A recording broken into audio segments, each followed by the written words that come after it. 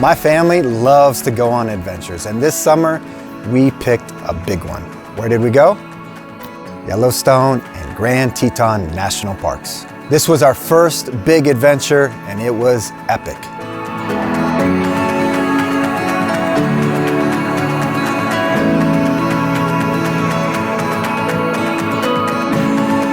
Now, taking a 7-year-old and a 4-year-old on a long road trip is not a guaranteed easy journey, but my wife and I were confident we could handle it.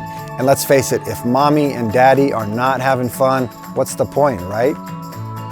Only half kidding there, of course, but the kids did great. You know, for our son, we threw a bunch of books on Audible.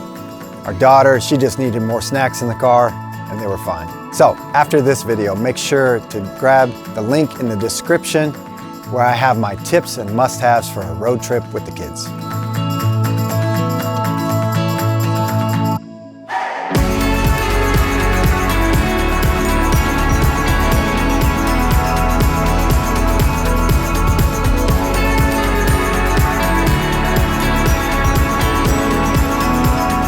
We ended up driving over 2,400 miles in 9 days, and we saw so much. I made a point of having the long days of driving be the first day and the last. So that was 8 hours to Bozeman the first day, and the same from Boise, Idaho to home on the last day. That way we could have the rest of the trip broken up with shorter drives, like 2 to 4 hours to our destinations.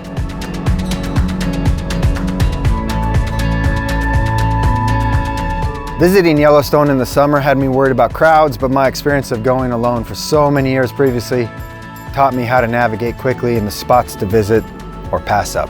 Yellowstone is massive and it's impossible to see it all, but we did pretty good in getting to all the corners of the Figure 8, except for Lamar Valley, which was closed due to the flooding a few weeks prior to our visit. The kids loved seeing the geysers, Lake Yellowstone, the bears, bison, and more. We even got lucky enough to see a pair of wolves getting to know each other. Grand Teton National Park, although smaller, packs the wow in so many ways. And you know, Yellowstone gets all the hype for its size and wildlife, and rightfully so. But for me, the Grand Tetons is my favorite. We were able to go fishing on Jackson Lake. We did some hiking at Jenny Lake, and we even saw some wildlife. Take a look at some of the beauty and wildlife that we saw.